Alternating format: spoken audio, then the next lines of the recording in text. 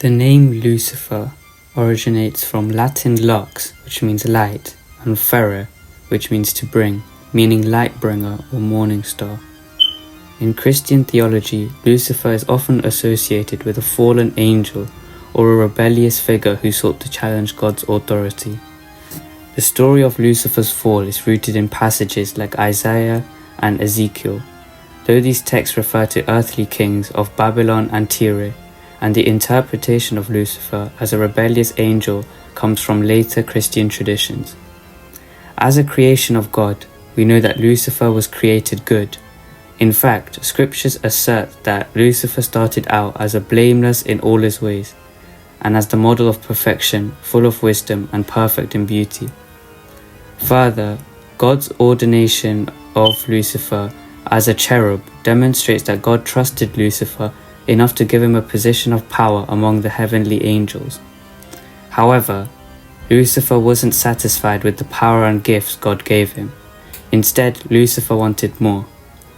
In some way in heaven, he saw his beauty, and he became so consumed with pride over his God-given splendor that he became corrupt and violent, no longer willing to serve under God. This sense of superiority led Lucifer to use his free will to scheme to be greater than God and to assemble an army of angels to help him carry out that plot. Thus, Satan's sin was one of pride in rebelling against God and attempting to take from God the praise and glory reserved only for the Lord Almighty. Pride tops the list of sins that God hates. The pride that the Bible condemns doesn't refer to feelings of accomplishment over a job well done. Rather, pride in the biblical sense refers to being so obsessed with yourself that your mind never turns to God and your heart never seeks Him. Fortunately for us, Satan's prideful scheme to usurp God's throne failed. As punishment for his disobedience and the grave dishonoring of his angelic post, God cast Lucifer out of heaven by hurling him and his army of fallen angels to earth, and condemning them ultimately to hell.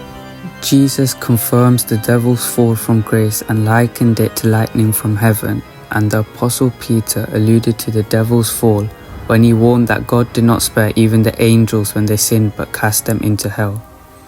Once Lucifer was thrown out of heaven, he realized that he didn't have the power to directly take God's throne from him.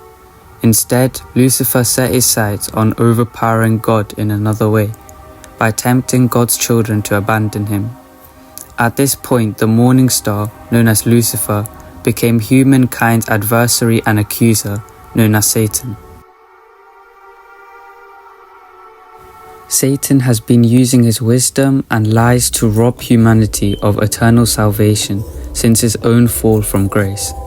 In fact, Satan ushered in humanity's first sin by tempting Adam and Eve with much the same desire that caused his own fall, the sinful desire to be like God. Importantly, Satan's first temptation to mankind succeeded not only in straining humanity's relationship with God, but also in causing our first parents to turn against each other when Adam blamed Eve for giving him the forbidden fruit to eat. This shows how easily temptation and sin can lead to conflict and division, furthering Satan's goal for creating chaos among God's children. Compounding Satan's power is the fact that he isn't working alone. The army of angels that Satan assembled in his insurrection against God, 1/3 of the angels, now serve as demons doing Satan's bidding. Demons are no less dangerous than Satan, as Scripture describes them as spiritual forces of evil who torment and cause believers to do evil themselves.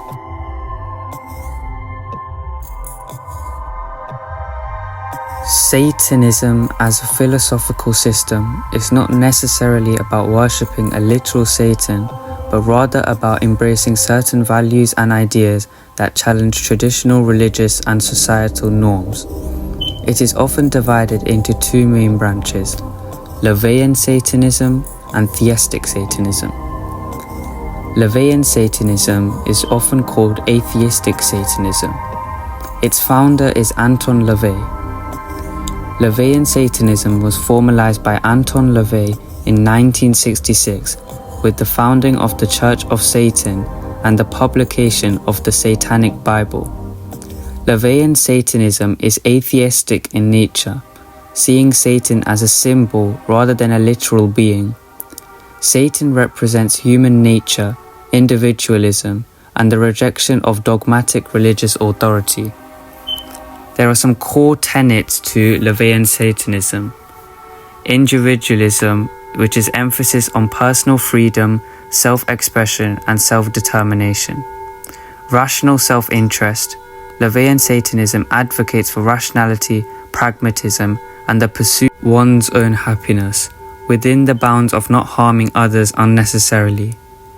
It critiques traditional Judeo-Christian values, especially concepts like guilt, sin, and the repression of natural human desires. It emphasizes the importance of pleasure and indulgence as long as it does not harm others. Satanists may embrace physical desires as part of the natural human experience.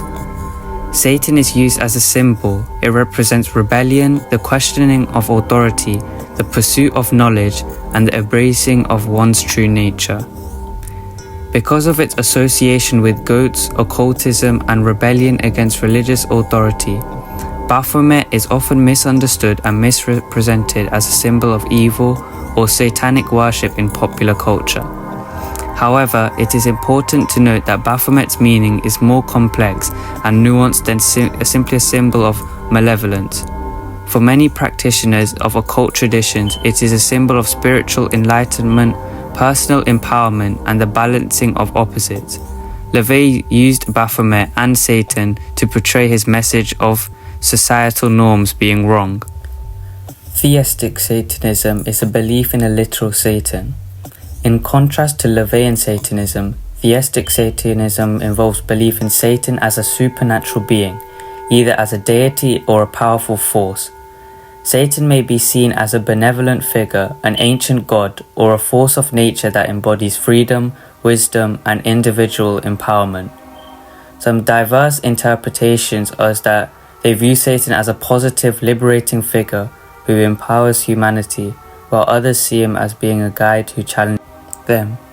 Some Satanists believe in a dualistic cosmology, a battle between good and evil, while others see Satanism as a more nuanced, morally grey philosophy. The philosophical themes in Satanism is rebellion against authority.